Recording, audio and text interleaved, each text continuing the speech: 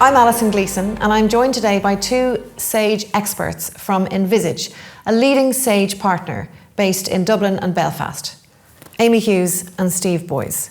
So we're here today to talk about the challenges that the distribution industry have been facing, and also how choosing the right software can make such a difference in driving a successful business. So, in terms of the distribution industry and the challenges that they have been facing, and what challenges between pandemic and economic and financial over the last few years, what sort of challenges have your customers been experiencing? Well, listen, I think you're right. It has been exceptionally challenging the last couple of years for businesses across the board. I think right now there are two major factors affecting businesses in Ireland.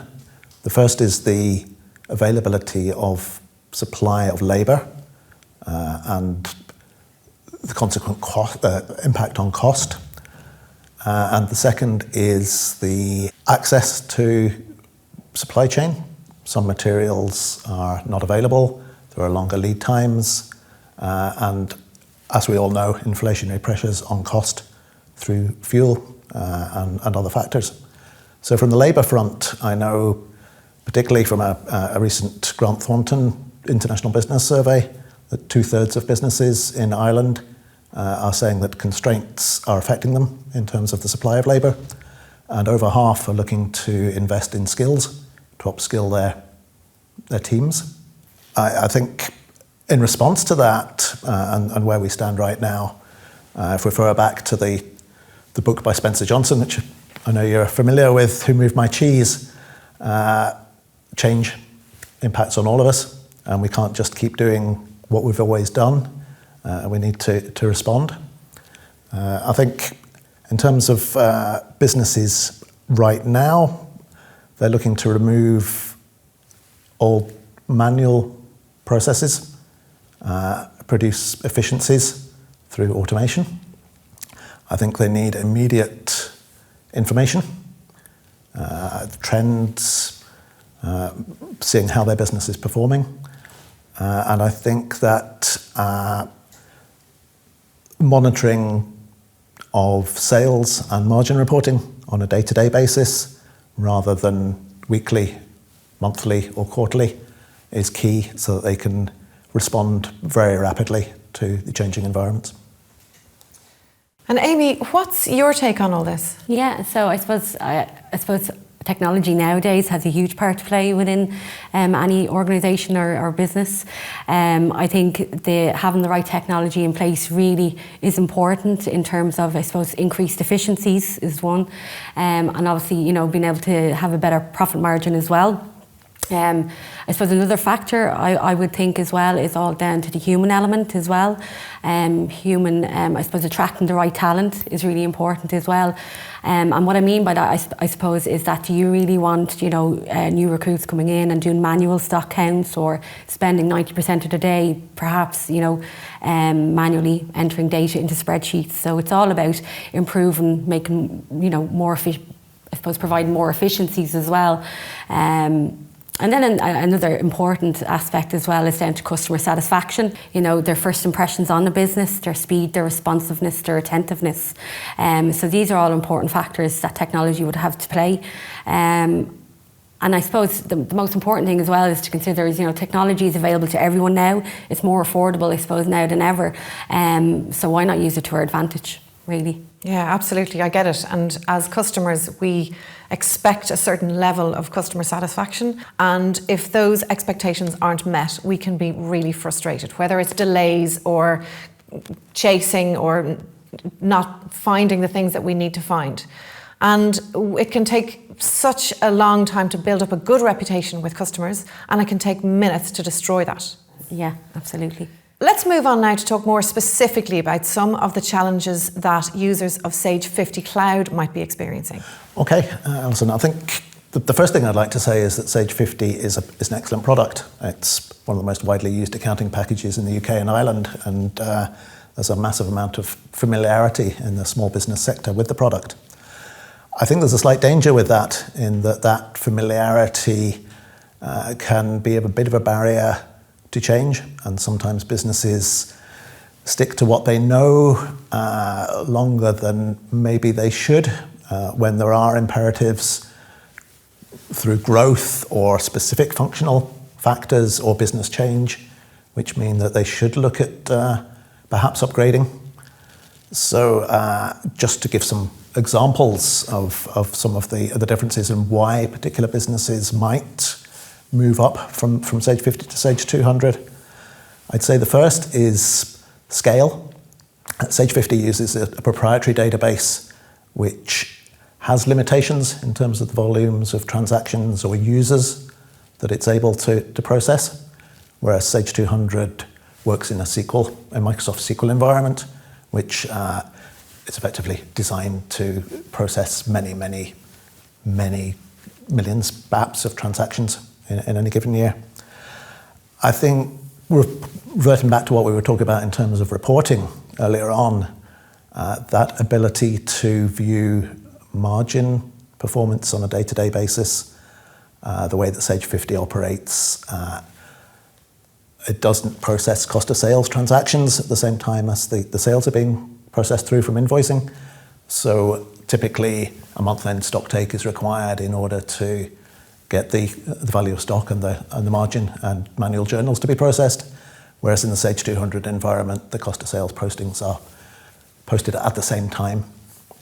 I think also a lot of businesses these days are operating cross borders, and they may have multiple businesses that they're processing for, perhaps one in the UK, perhaps one on mainland Europe, perhaps one in Ireland, maybe operating in different base currencies, typically operating in different base currencies.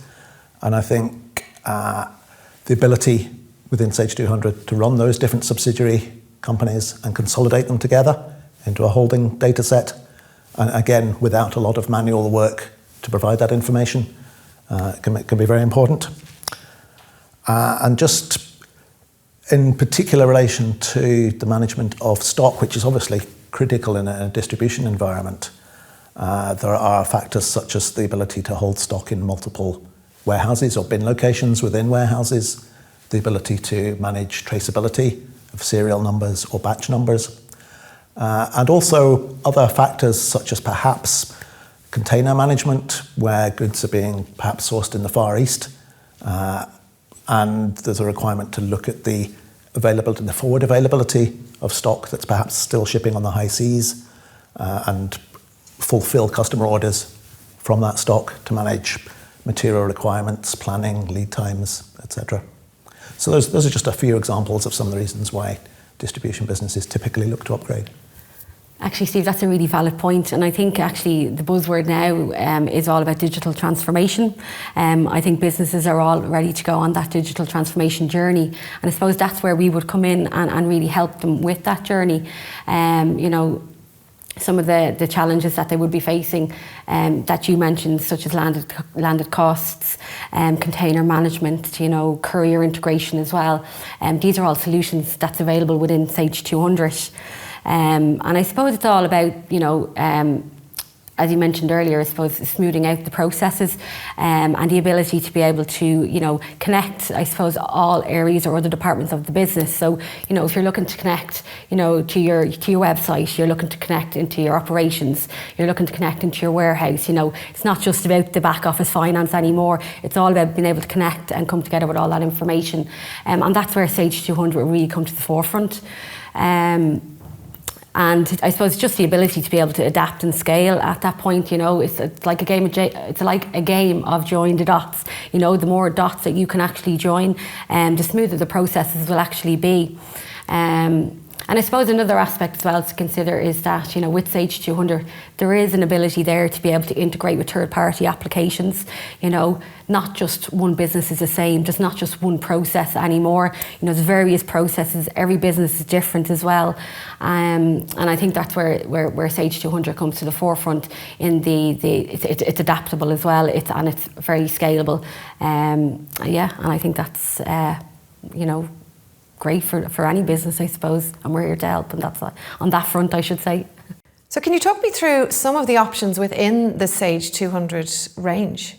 I will, Alison. Yeah, that's an important point because there are several products, and I think part of Our process with customers is to really listen and identify which of all of the options that are available are the most suitable and applicable for them. So just to explain the two main levels of product, the Sage 200 Standard is a online cloud solution which provides all the benefits of easy access from multiple sites through the interface, the web interface, but provides most of the additional enhanced benefits of moving up to Sage 200. So factors such as the ability to break the organisation down into different divisions, sectors and reports, and the richer analysis and reporting that we've made reference to. And the higher product, the Sage 200 Professional, is available in a hosted environment. So you still have that flexibility in terms of access deployment options, but it's a very customizable product. So as a developer, we ourselves can mold the software to suit the particular business processes that a particular customer might require. That could be changes to field information. It could be even an additional customized module to carry out for various activities. I'm no expert on accounting software solutions, but can you give me some guidance on what my options might be as a Sage 50 Cloud user who might feel that I need to change it up?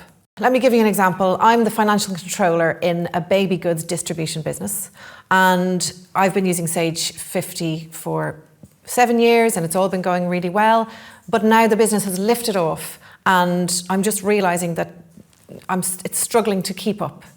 So what are my options? So this is actually, Alison, this is actually where I come in. This is part of my role. I suppose on a daily basis, I would sit down with you and, I suppose uncover some of the pain points that you may have. And in terms of some of the pain points that I would hear on a regular basis would be, landed costs, the ability to look for landed costs, or, also in terms of container management would be another big one for distribution businesses. Warehouse management is key as well. That's a kind of a common area businesses are looking to improve on. And it's all about, I suppose, speeding up their pick, pack and dispatch process on that side of things. And there's nothing more than I love by, listening to the pain points and then being able to go back to a customer at the end of it and be able to present a solution back to them. So that's the role I play in the organisation. If I can jump in there, Alison, just maybe give some examples of solutions that we provided to similar types of businesses, maybe not just in exactly the same sector as yourself, but I know certainly recently we worked with a pharmaceuticals distribution business based in the Midlands, and one of their key challenges was compliance in terms of traceability for the actual medical products end to end. They moved from Sage 50 to Sage 200, and they found a number of other benefits additional to that, particularly around the management of stock, the ability to introduce barcode processes to their, again, end-to-end procedures, from goods in to stock take to, as Amy says, pick, pack, dispatch, getting the goods fulfillment out to the customers. And they're now progressing that on to courier integration as well, so that they've got visibility on the deliveries out to their customers, and they can give that good customer service that we were talking about earlier on. In a slightly different sector, we've made reference a number of times to container management. We worked closely with a furniture distribution business who do exactly what I was talking about. They import product from the Far East, from a number of different Far Eastern countries, and their particular challenge was managing the stock delivery expectations for customers. So, as I say, we work closely with them to allow them to pre-allocate stock that was still in transit and make sure that they were able to give the right commitments to their customers in terms of delivery dates. There are lots of accounting packages out there, so why would I not just go online and choose one for myself? That's a very good question, Alison. I suppose one of the, I suppose if you refer back, I suppose, to the baby goods scenario that we were speaking about earlier, you know, they're using Sage 50. So there's definitely a user familiarity with Sage 50. And what people tend to find is that, you know, when they move to Sage 200, the users are familiar with the look and feel because they've used Sage 50. The second piece would be data migration. When it comes to data migration, there is an easy path from Sage 50 up to Sage 200. And I suppose we're here to hold your hand through that process. You know, we've done this many a times before, bringing Sage 50 customers over to Sage 200. And I suppose it's the natural progression for those type of customers. So, you know, we're here to hold your hand in that sense. And then, look, I suppose just to say, you know, we've been doing this for 20 years or more, you know. We love what we do. We love uncovering all the challenges and the problems. And I think, you know, we'll hold your hand throughout the whole process and ensuring that you're on the right solution and on the right journey. That's been really interesting. Thank you very much, both of you, for your valuable insights. Thank you, Alison. Thanks, Alison.